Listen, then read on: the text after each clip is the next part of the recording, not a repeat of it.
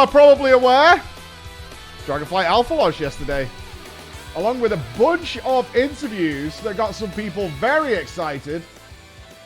I had to tweet out that ridiculous comment that Mr. Crusher sent me, which is just quite literally the most horribly formatted Discord conversation I've ever seen. Oh, you're here, Crusher. Oh, fantastic.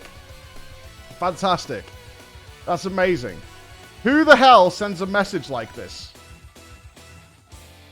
Who in the fuck types like this? You made your own Twitch chat. Like, I could assign different names so that I would time all of these messages out. Right? This looks like a Twitch chat of about 30 people all trying to fucking say something. Listen, oh, like that Dame Brain. Fuck off, stop. This is the most horribly formatted Discord message of all time. It was so bad. Master Loot is not back, as I got correct. I posted this on Twitter. And immediately was corrected that it's not back. Group Loot is back. Not back. It's Group Loot. Yes, it's Group Loot. It's not Master Loot that is back. Yeah. Are all people from Denmark Danish or what? Fully. That's what we're going to mix in there. Group Loot means Master Loot. It says no restrictions. I did see Ian say there'll be no... we should clear something up. I do not have Dragonflight Alpha. Big surprise. Big surprise. I do not have Dragonflight Alpha. And I will say this. As much as I was expecting not to get Dragonflight Alpha, as much as I had been warned by somebody at Blizzard that when I made my video that I was not going to cover World of Warcraft on a regular basis anymore, that they were pissed at me. And a bit salty about that. I still am actually pissed off, and I can't help that feeling. I'm actually a little pissed off, and I didn't think I would be. But when I didn't get it, I was like, you know what? Fuck you, man. Fuck you, man. I can't help it. I can't help it. I'm fucking pissed off. I'm out of the club. Yeah, fucking, I'm a little pissed off. I have no right to be pissed off at all, but I am. I thought of all the people, I was thinking of all the people you probably want to try and bring back into WoW. You'd think I'd be kind of one of them, but no. So I'm gonna let my ego ride there, because I was like, fuck you, fuck you, really? But there it is. You can see that there is no alpha. It's gone. You left us. I mean, apparently I'm the arsehole now. I have to accept that. I guess I have to accept it. Like I say, I have no right to be pissed off, but I am. Always were. Always were. Always were. Always were. Yeah, I suppose. Am I the arsehole? Pulled the ripcord on you? Yeah. Yeah, I guess so, man. I'm at the cool people club. Oh, well. Again, was fully expecting it, but still a little fucking salty about it. Can't help that feeling. Little salty. But that doesn't change the fact that they did announce some really cool shit. Really cool shit. Which is great. It's good stuff. How dare you? How dare you? You weren't like in the Exodus? Yeah. You've been pruned? Oh no! I've been pruned! I have been pruned. That's it. I have been pruned. I mean, what right have... what? Oh, it does work both ways. I'm very clear. I have no entitlement to be part of the alpha or anything. I'm still pissed off about it. I'm still pissed off about it. Asmon's a good boy now. Well, thankfully, Asmon's never said anything bad about World of Warcraft, so that's good shit. All I need to do is average 65,000 viewers, and then maybe I'm in with a chance. I'm just not a big enough guy. You guys aren't putting in the fucking time. This is all on you guys, honestly. Honestly, I'm taking all my rage out on you guys. It's not Blizzard's fault. They're snowy angels. They're angels in the snow. It's actually you guys. You're not telling your friends. You're not getting people in here. It's just unfucking believable. It's unbelievable, right? Look what I've done. Look what I've done. And here we are. Here we are. Only positive feedback that protects. No, it's nothing to do with that. It was the hair transplant. Yeah, it was, man. It was. It was the hair transplant that took it down. We are. Blame the pawns who are not here. I know. Just say you'll play WoW and you'll get it. I did play WoW. I did. I continue to play. I'm just not spamming the YouTubes. Not enough. I can't do enough marketing. What is this? Why are you sending me this? What the fuck is this, Bex? Ducks in You're such an idiot. You are a born maniac. You are a born maniac. You're so ridiculously Welsh. It's unbelievable. You're so ridiculously Welsh. It's crazy. It is. I don't want to... are you going to try out Wrath? No. That's probably not helping, is it? Are you going to try out Wrath? No. No, I'm not. I alpha tested Wrath of the Lich King. I beta tested Wrath of the Lich King. I played Wrath of the Lich King every single day for its existence and completed every single thing in Wrath of the Lich King. I have nothing to play Wrath of the Lich King for. At all. No. So, that's why. Not because I dislike Wrath of the Lich King, but no. Mounts, don't care. Oh, the first raid. The Vault of the Incarnates. Maybe I'm not allowed at the Race to World First anymore, because I'm not an Alpha Andy. Am I not allowed to go? Maybe. Maybe I'm out now. That it? Maybe I'm out. Oh, cool. What's the raid? Alex! Hi, Alex! The Vault of the Incarnates. Down a bit. Vault of the Incarnates is the first raid coming up in Wild Dragonflight. So it's 8 bosses, with Razgaveth the Storm Eater as the final boss. While Big Raz is a brand new character introduced in Dragonflight, her motives are expanded upon in the Azure Span questline. Okay. Eranog. That's a really cool model. That's nice. Oh god, the mechanics are here? What? They already have a dungeon journal up for the brand new raid in the alpha? Wow.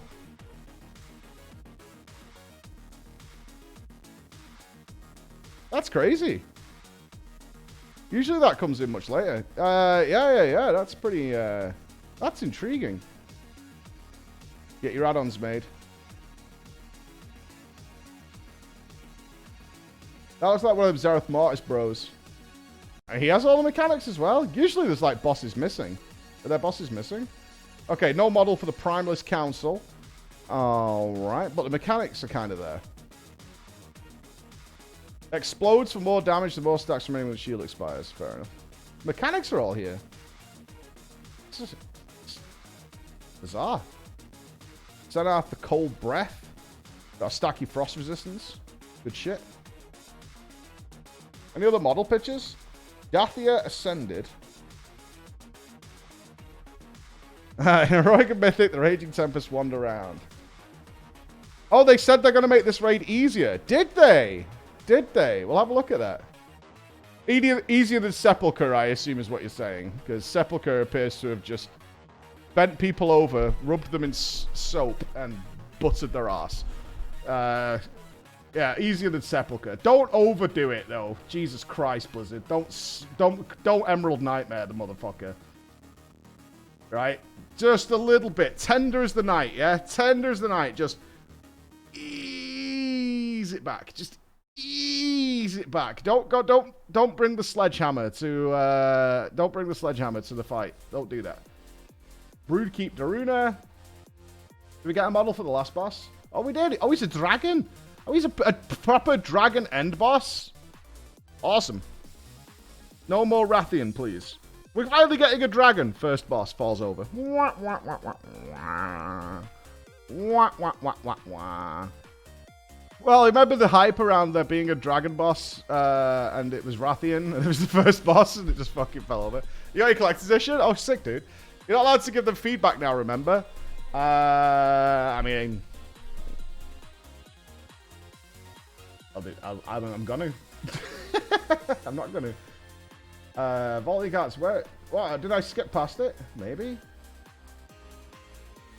Oh, because you sent me the duck thing. Okay. Early look at Dragonflight raid trinkets and proc effects. The trinkets are in already? They're far along. Interesting. Lessons learned. Sepulchre was an arms race that we won't repeat in Dragonflight. Are they blaming gear? During an interview with the Hammer Time, Game director Ian commented on the team's design philosophy for Dragonflight and the lessons learned from Sepulchre of the first ones, referring to the difficulty of Sepulchre as an arms race between Echo and Liquid. Ian admitted defeat, acknowledging that the tier was too grueling and wasn't the best experience for the player base. Tally with a big raid. Is there any kind of like the big interview? Maybe might be totally talking about it, but any kind of fight design philosophy going into Dragonflight as opposed to the previous expansions? It probably won't be as punishingly difficult as Sepulchre. What am I watching? Tally's not talking. Or is this a recorded? Oh, did they do the interview off stream? Ian.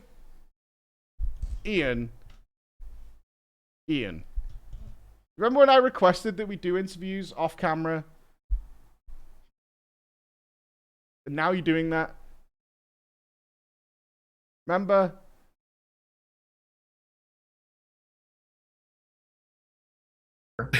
So some lessons learned there. There probably won't be, you know, abilities where failing to execute it on heroic wipes your entire raid. So we give up. We were no one-shot the team mechanics. was collectively in a bit of an arms race with, you know, Echo and Liquid, and all right, you know what?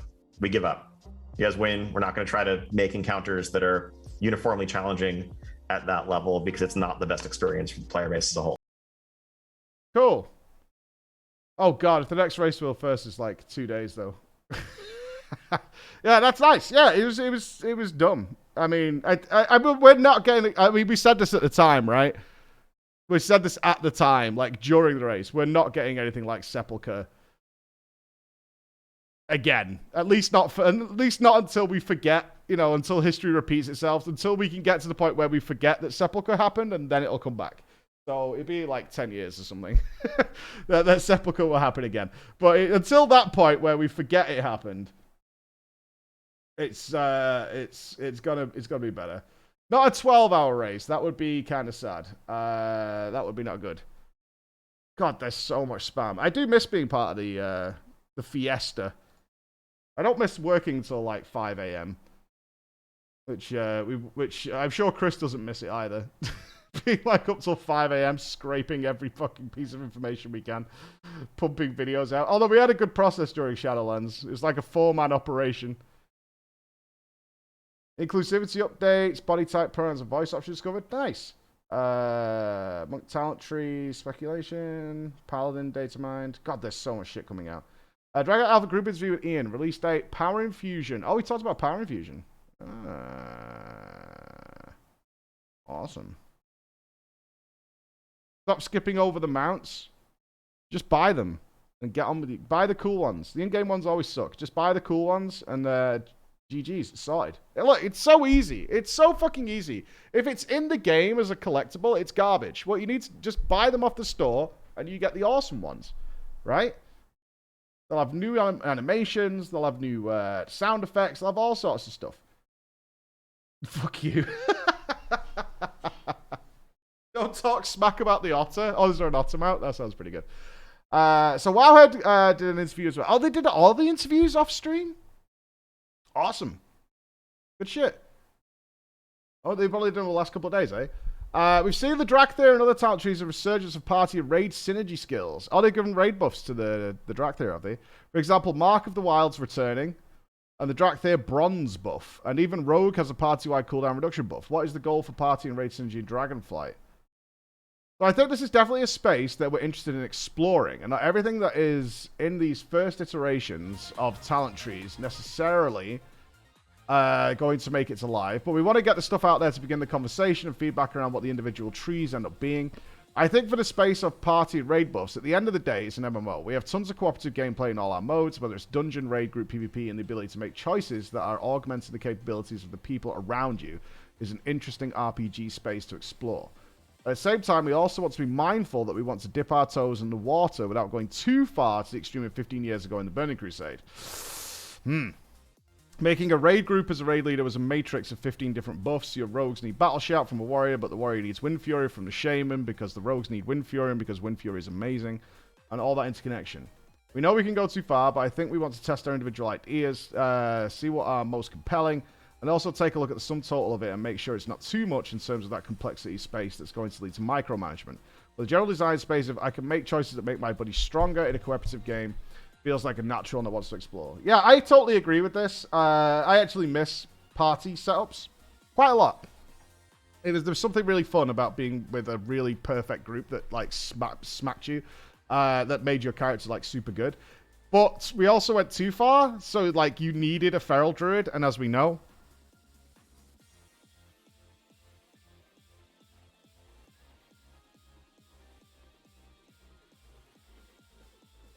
you know what I mean? That's when it becomes a problem, where you're like, we need these buffs are all so good that we need to like bring them in, and like they have to fit in, so you have a really static, you have like 2 spots you can rotate out. So it'll be interesting to see how far they go with those buffs. I don't think in a mythic makeup, but you should see at least one of each class. But when you start breaking down into spec-specific, very heavily spec-specific powerful buffs, so it's not just like a druid bringing Mark of the Wild, it's feral bringing 5% crit or whatever it was. Because they eventually added it to warriors, because it was leader of the pack was just druids, I think. Or did it come from warriors always, but they had no crit? It came from Rampage or something. Not Rampage. Anybody remember? Was it a Bloodthirst crit? It was something dumb. Like, warriors could give the buff. Fury warriors, I think, could give the buff. But they just couldn't get it up. Whereas all feral druids had to do was exist. Yeah, it was a talent in Wrath. Rampage and Wrath. Yeah. It was something weird, but they just didn't. They had to crit it or something, or they needed to. There was something weird where they couldn't keep it up, at least in the early game. So it was dog shit compared to druids. In terms of community feedback, one of the hot topics recently has been the return of the controversial ability Power Infusion. It's not controversial. It's not. Are there any changes planned to address some of the issues the community has with the ability, such as how it impacts class balance? I understand it's controversial.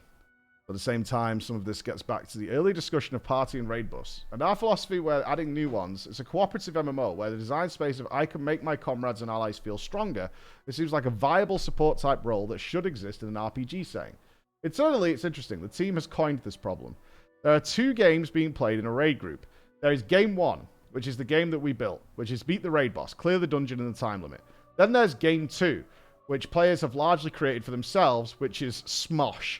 Smork everything. Beat my performance from last week, get a purple pass, get a gold pass, whatever else. We don't create that game, but many people are playing that game. And it's almost the primary motivation for them. A question is, how sensitive should we be to that? How much should we be designing around that? Because yes, certainly, if we're making a game and the point of the game was to max your score, max this number, it would be problematic to introduce elements into the game that are very random or skew outcomes one way or another. Yeah, that would be terrible, wouldn't it? I think this is definitely where I know, well, I mean, you guys have seen it in interviews where me and Ian do not agree. But there's also not the game we have made. We have created a cooperative game that presents these challenges to be overcome. And so something in that environment like Power Infusion is a really interesting decision in a range of raid settings. Maybe on farm, you sell it to the person with the best burst window.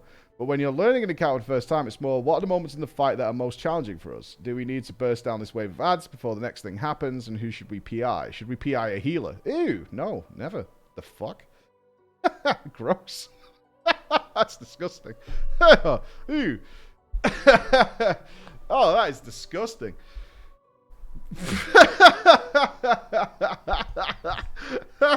That's disgusting. Oh my god. Oh, hell no. Because we need throughput burst to make it through this thing. DPS isn't an issue. Excuse me? DPS is always an issue. We're just trying to survive, but we don't want to add a healer. It's those sort of decisions that are interesting group dynamics, but we'd hate to take that away. In game 2, so to speak, the nerds game, the Smorkers, is also one where the rules in other places are shaped by the community. Like, everyone at this point thinks nothing of the fact that log sites completely ignore padding.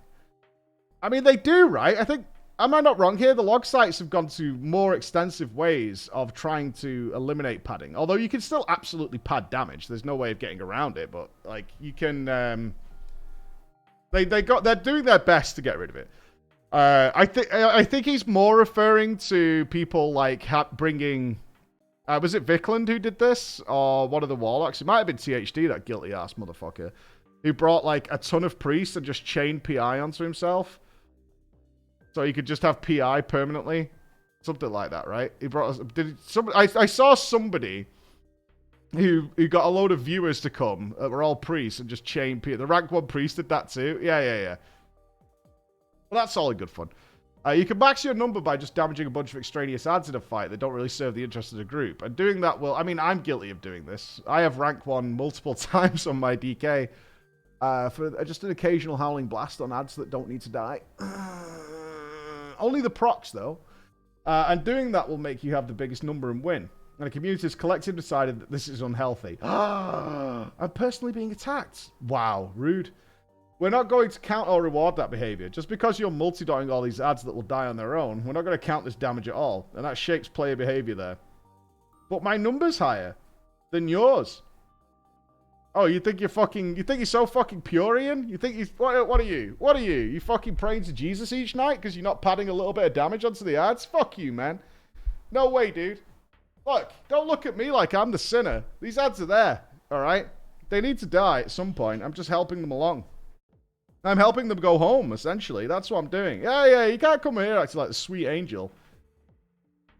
To some extent, we want to focus on designing for the so-called Game 1 and making about that player experience. And leave the community and log sites and others to figure out the rules. Yeah, you guys do what you want. Who's the best mage on this fight, etc. I'm fine with this. It's the gear RNG I hate.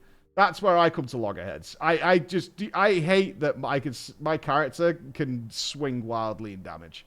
I hate that. Like, PI, whatever. I never get PI, so I don't even consider it. I was never on the list for PI. Apparently Ross needs PI, because the way his class works allows his combustion to reset for the perfect timings. If he gets PI now, then that means he has combustion every time Sludge Fist hits the wall. So Ross needs PI, right? Whatever. It didn't work out for me. Whatever, right? So it's, yeah, fucking Ross again, just sniping. Biggest scam I ever pulled. Ross has to have PI. Oh, the unholy DK benefits more, so the unholy DK gets PI. And then you're giving PI to idiots like Mickle who can't find their own fucking... That guy couldn't get a date on a tombstone. And you're giving this guy fucking PI? What a clown fiesta. I swear to God, Fat Boss Alex, what a fucking idiot. What a fucking idiot. It makes me sad. It makes me sad. I smell the salt, it's fine. It's more like the trinkets and stuff that wildly skew your damage. I hate that. The testing time frame. Oh, interesting. You're targeting the Dragonflight release for the end of 2022. How comfortable are you feeling at the target window right now? I think we're feeling comfy. We wouldn't have announced that if it wasn't the case, especially after the delay of Shadowlands a couple of years ago. I've definitely heard and seen concerns in the community. Oh, it's too soon. Is it going to be rough? I understand. It's only looking alpha and beta timelines, how that might seem to be the case. But I think if you take a step back and think, is 2 years after the last expansion too soon for the next? Well, no, that's in line with historic old precedents. I think certainly our players are ready to move on by later this year from Shadowlands. Yeah, I think some of your players are ready to move on. I agree. Yeah, I think so. Dragonflight has been in development since before Shadowlands shipped and has had the full development cycle that any WoW expansion had in the past. A difference this time around is that we have consciously decided to have a more focused public test period. Whereas in the past, I think we start our alpha with the game in less of a state of readiness and then slowly trickle content online over the course of multiple months. I forget the exact date, but for Shadowlands, it was like mid-April when alpha started. It wasn't until something like in the middle of June where we were leveling the last zone was available. I can't remember, but that seems accurate. BFA was again a 3-month gap between alpha launching and Stormsong being available for testing. This time around, all our zones are ready for testing, and we're going to be rolling them out over the course of successive alpha builds in the coming weeks, in rapid succession with focused feedback. After this week, our plan is to shut down the Azure span and point people at the next thing. Oh, I tell you what I don't miss. Leveling all the characters over and over again. I don't miss that. And then we'll shut that down and point people at the next thing. We've got a focused experience that concentrates feedback that's better and more accurate testing experience for people when playing the alpha.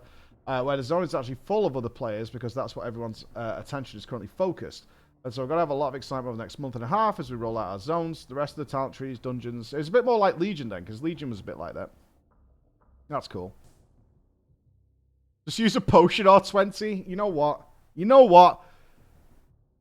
What is wrong with you? Right? Will you forget some things that happen? Right?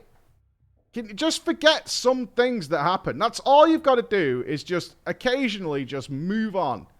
Stop living in the past and move on with yourself, right? We're looking to the future now. That's what we're doing. We're looking to the future. Okay? We're moving forward as a team. It's the kind of change of pace I felt like in the past. What was the thought process in making that change? Why did you feel like you needed to change that way when you went into Alpha and Beta? The way we develop the game hasn't changed meaningfully in terms of our testing. I think we're often asking ourselves, what are we getting out of it? Like, in terms of how we're getting the feedback, at the end of the day, in an ideal world, we wouldn't test this at all. That would be interesting. I would certainly kind of enjoy seeing that happen. I'd love to get to that place one day. Frankly, I'd love to get to the place where it's like, hey, the expansion is coming out. I can't wait for everyone to play and experience the story and see what it has to offer.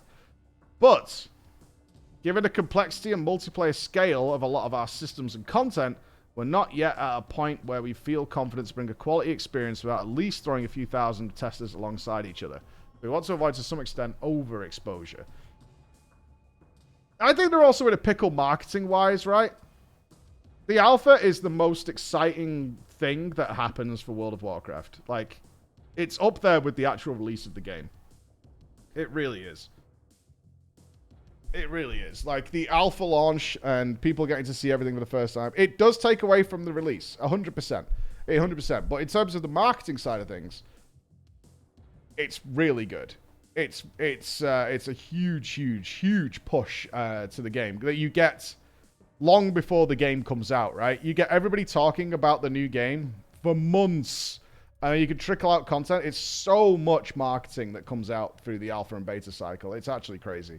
It definitely you lose something at the release end, although that's still really high, but you have this months-long marketing machine that just pumps out content and excitement for the whole community for literal months before. And I imagine pre-sales have shot up.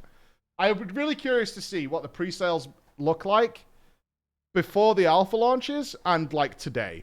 After the alphas come out and people have seen dragon riding, people have seen Drakthir doing all sorts of crazy stuff, and what it goes on. Same thing with 2 release trailers. Yeah, but it won't be as big as what WoW does. Final Fantasy 14 will not be as big as what WoW does with its cycle. So I'm sure that's part of it. I'm not saying it's 100% the focus, because nothing's ever the 100% the focus, but it's a huge marketing machine. We also want to focus the feedback that we get. Rather than having an alpha test that's out there sparsely populated, sparsely attended. Over the course of the alpha, we'll have weeks and weekends where this zone is the focus, this dungeon is the focus. We think that we can get more feedback, offer better experience for our tested, and have more structure in terms of what they're asked to do and new stuff to check out. On the FF side, FF is totally different.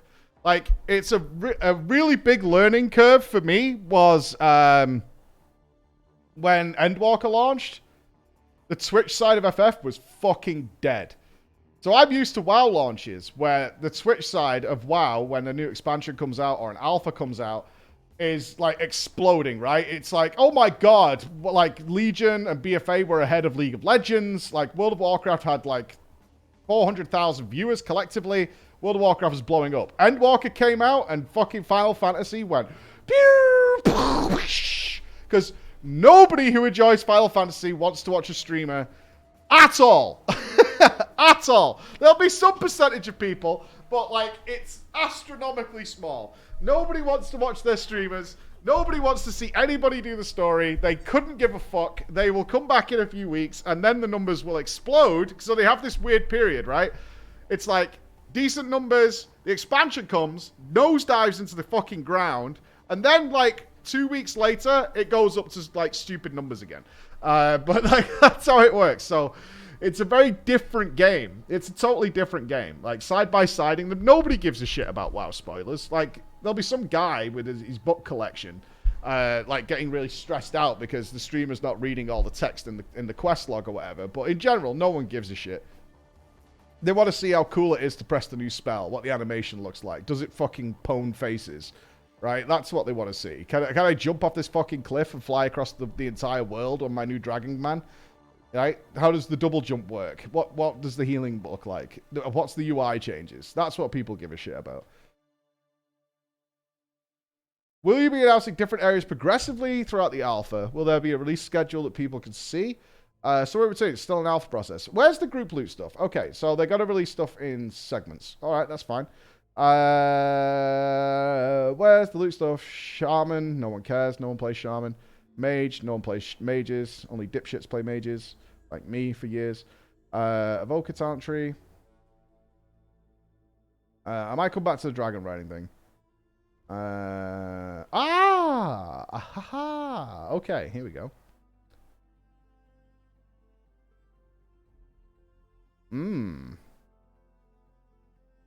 Krendor had an interview. He didn't talk about fishing for like an hour, did he? He didn't talk about fishing, did he? Right. Clickbait. This is clickbait. This is from Classic. This is a classic WoW picture. That's Molten Core's floor. I've inspected this floor many, many times. Many, many times. I have a thorough inspection of this floor. I know what it's like. During a group interview with Wowhead, Ian stated that the group loot would be an option for raid groups in WoW Dragonflight. Acknowledging that there are still details to work on, he made clear that group loot is not master loot. Imagine being Crusher right now. What a dick. What an absolute fucking penis. In which drops are directly controlled and assigned by one person. But fulfills the general desire of a shared pool of drops not awarded based on group composition the way personal loot is. That players can freely trade among each other.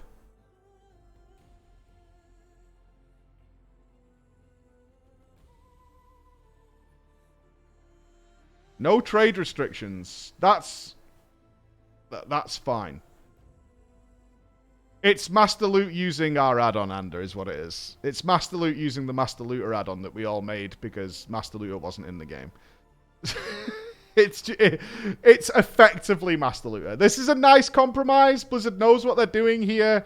They're being very clever about this. They're like, look, we're not putting Master Looter back in because people get very upset and scared by that because the boogeyman's going to come and take my boots. But I mean, for anybody with half a fucking clue, as long as you can eat food without stabbing yourself in the face with a fork, it's Master Looter. So we'll call a compromise on that, Crusher. We'll call a compromise. All right.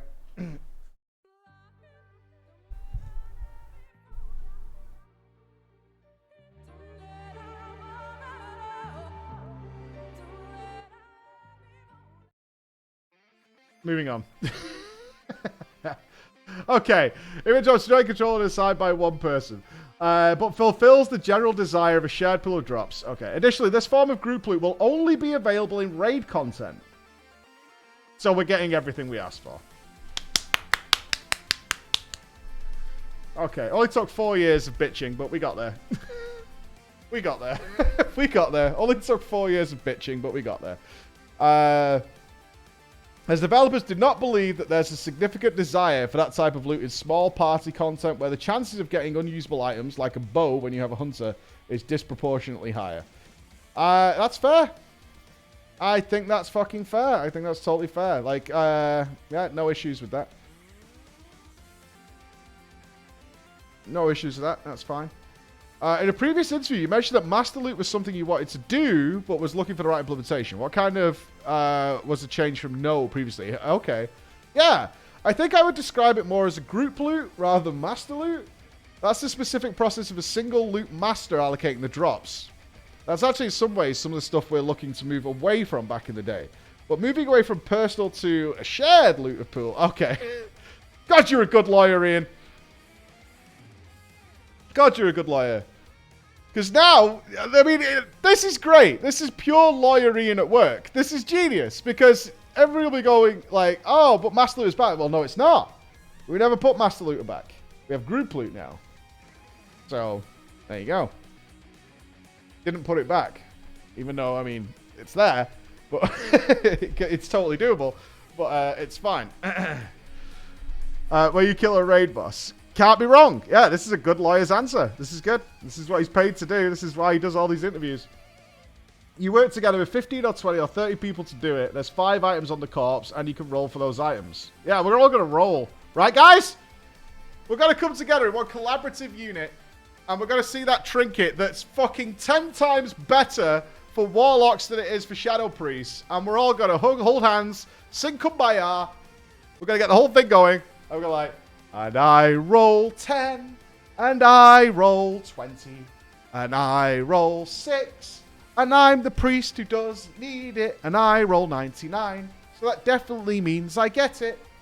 Right, raid leader, because this is group loot, not master loot. La la la la la. That's what's going to happen. Oh, it's going to be so good. We're going to get marshmallows, the whole fucking thing. Yeah, yeah, it's going to be fine, man. Yeah, you can pass. Okay, let's go back to this. There's 5 items on the corp, and you can roll for those items. You can pass on them. You can trade them to your friends. Sounds very mature. Sounds fun. I look forward to trying this out. I wonder what this experience will be like. We're still hammering out the details, but our current plan is to have raid bosses in Dragonflight work that way. This is a raid boss. You know what this is going to cause, though? Somebody's going to get dicked on the roll and not trade or whatever, and they're going to be like, I want personal loot back. That's going to happen, like, immediately. There's going to be a real fucking cringe fest. Dungeon loot is fine. We haven't really heard people clamoring for the return. Oh, Ninja Ring's going to return. Oh, I can't wait. This is the kind of shit I want in my MMO. As infuriating as it is, it's really funny.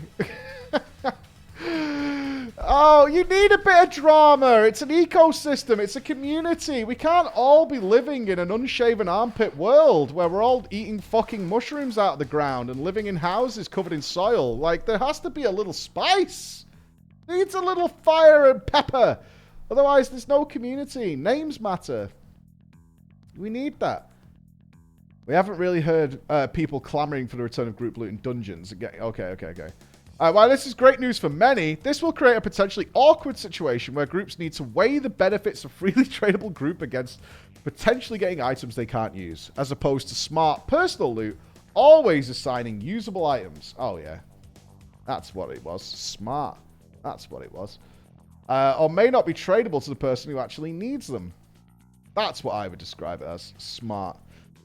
This contrast echoes previous comments in which the game director stated that bringing back Master Loot was a long-term goal, but warned against the possibility of combining smart loot with group loot, implying that it would become too easy to engineer situations in which class stacks group could funnel. Ian and Asmongold said. But it's not that the team is necessarily ideologically opposed to that, it's just that there is a lot of tech problems in the dissonance. I think it was on Taurus whenever this happened. It just caused problems. Yeah, we had our tools, our code, every assumption we made in how we build loot tables from 2018 onwards has gone in one direction. And now we need to just turn back around. There's a lot of questions to figure out also. We should also bear in mind that going back to group loot means you could have a bow drop with no hunters in the raid. Then your raid comp is dog shit. Right? Why would you not take... I mean, okay, so you're bringing... Yeah, it's Roger Brown. Well, I mean, he should be on the bench. He's old, tired, he kicks chairs, he's Greek. Yeah, I understand. I understand. And sometimes that's the thing that will happen, and that feels bad. But that's kind of okay. It has to be. The thing we can't have happen is a world where loot is still smart, and if you stack a group with like 6 warriors, you're only getting warrior loot, and it's completely tradable with no restrictions. That just kind of breaks everything.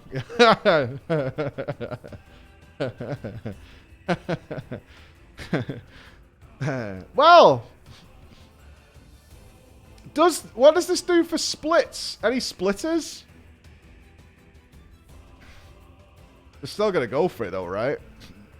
Roger is switching to tank next raid. I do know that, actually. Well, maybe. I don't think Robin's committed yet to... I think the situation is Robin hasn't decided yet whether he wants to be commit to tanking, that's all. So it will be Roger tanking. You can't have a tank who's with a guy whose brain is boomer and goes that slow, you know what I mean? Even more splits.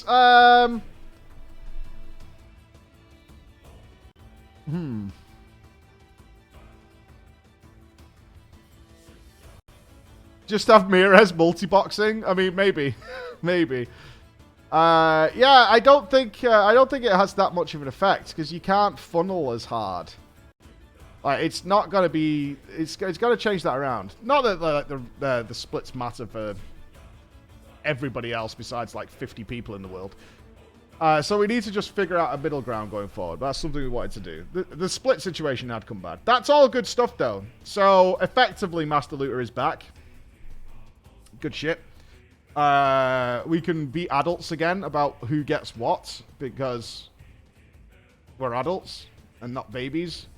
In general, you know, and we kind of like it when our friends are getting powerful, unless they're dog shit raid loggers, in which case they shouldn't be in the raid in the first place, which is great. I only have a healed WoW. Which DPS class should I roll going into Dragonflight? I do not have the alpha because I'm a fucking poor, unfortunately. So I don't know. I actually don't know. I'm too poor to play the alpha, unfortunately. I was just catching up with the news. Are we talking about WoW players? WoW players in a grown-up scenario. Like I say, I've had things ninja in, but compared to the usual stuff, not a big deal. German advertiser. Okay, is this before stuff came out? Okay. Yeah. Look at the evoker tree. Can do, but I won't have any context for it. Sorry, dudes. I did want to look at the dragon riding one, because someone sent it's a straight copy of Guild War 2. Not that that's a problem, and they have put some races and stuff in. As of the moment of writing this post, I've quested through the Azure Span, the one zone available in Dragonflight Alpha twice, so I've had some time to get myself familiar with dragon riding. At first, I did feel like the system was a bit hard to get used to, but that could be because the Azure Span is the third Dragonflight leveling zone. You're supposed to arrive there already familiar with the system and presumably gone through some introductory quests. Even though with these limitations, however, I was able to quickly grasp the system. The Azure Span has been described by Blizzard as one of the largest WoW zones to date. And even with having access to a flying mount, the zone still felt large. Many quests in the storyline involve going around. It's really fun to be able to quickly fly there and continue on foot. The races are also incredibly fun and surprising. How are they tying the Shadowlands to this? Are they just going to skip the Shadowlands over? And that was the thing we did that one time and moving on. Anybody watch the alpha? Are they just like, are we just glossing over that? It was a dream. It just ignored. Yeah, I mean, I feel like that's probably the best decision as well. It'd be nice if they could tie the story in somehow. But I mean, it's probably for the best that we just move on. And we did that thing. The death is fixed again. We can just move on. There's no introductory quest yet. Yeah, I get that. This is the third zone. I'm curious how they're going to do it. But I feel like they're going to gloss over it a little bit and just be like, and we fixed death. The machine's working again. We did that repair. And now we can just get on with our day. Okay, at first the system was hard to get used to. I think people, if who's writing this? Do we know who they are? Oh, Narissa. So Narissa's a seasoned player. I wonder if some people are really going to struggle with the dragon riding. And maybe get a little frustrated with it. It's going to grasp the system. The span has been described as one of the largest zones. The races are also incredibly fun and surprisingly difficult to learn to earn gold times. Oh, you know what? I've just never been happier to not have the alpha than reading that sentence.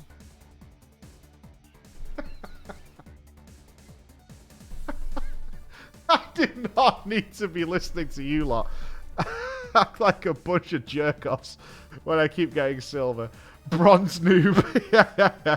I can already see Chris making emotes. Overall, I would say normal flying is still superior because you have full control of your mount and are not dependent on constantly earning momentum to stay airborne. But it's a decent replacement until normal flying is unlocked to Dragon. If that happens, that is. Oh, okay. So you have to do some swoopage. You learn dragon riding mounts as you level through the Dragon Isles, one mount per zone. Currently, you can only use dragon riding mounts in the Dragon Isles. This does not work outside of the continent. In the Dragon Isles, dragon riding mounts function as normal ground mounts and will start flying with double spacebar press or when falling off cliffs. While in the air, dragon riding mounts are constantly moving. You cannot stand still and AFK in the air. You need to create and keep momentum to keep the mount going. Momentum-wise, you gain momentum when flying down at an angle and lose momentum when you fly up.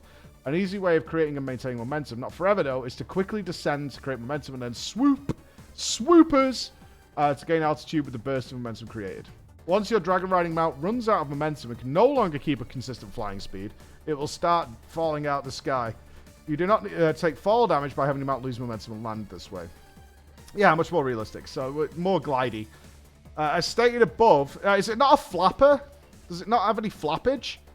As stated above, staying in the air with Dragon Riding requires momentum. You're able to use and create momentum by using abilities that you'll learn through the Dragonflight leveling experience. Before we list these abilities, I wonder over time do you just learn that he can flap and do his shit?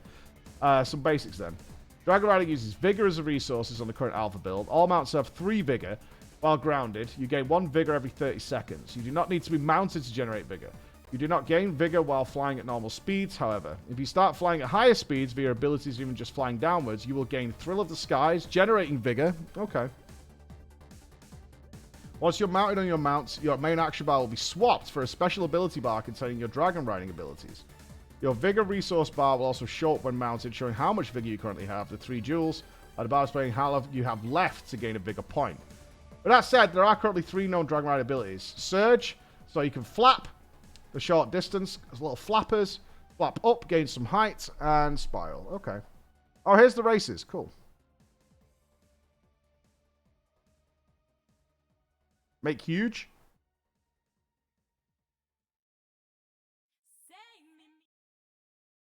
Go.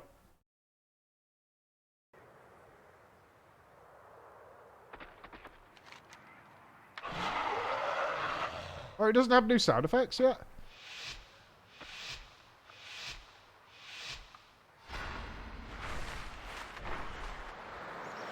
That was a miss. Oh, it tells you where to go. There's a little line. Okay.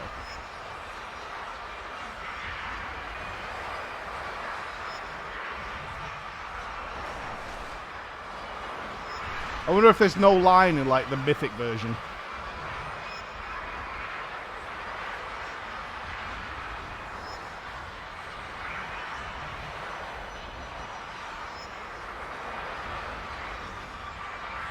I would ace this. Yeah.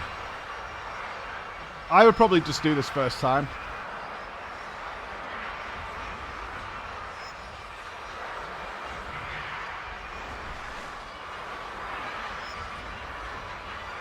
The start looks really rough, but the ending was kind of simple. Interesting. Oh, yeah, I'd piss that. Yeah, I would piss that. I'd piss that. Like, no problem. Yeah, 100%. So you customize his little face. It's the same thing from before. You would fuck up the first one. I mean, I think we're all allowed to do that, right? It only takes a minute. How hard can it be? Looks at Cuphead Expert that we did last week. Looks at Cuphead Expert last week. A minute's a long time. At least I told my wife that, but she doesn't believe me. She doesn't know.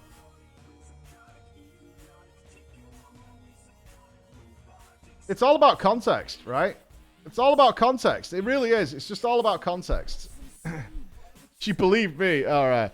The Bellular vid's made more informative. Well, I'm seeing Bell soon. Bell's going to be here for PreachCon. So maybe we could do some sit down and chat with Bell about it, like live in person. Although he is Irish.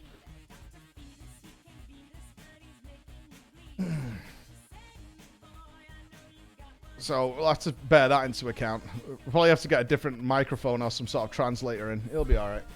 It'll be all right. Speak Irish back to him. Whoa, whoa, whoa. Hey, I'm classy. You know what I mean? I'm classy. I'm classy. Anything other major? The 500 mounts achievement reward to be changed in a future alpha build. Blizzard agrees with you. We'll be changing the reward for the 500 mount achievement. Is this what you're trying to get me to look at, Crusher? Bad Yeti. Was the 500 mount reward just a recolored Yeti?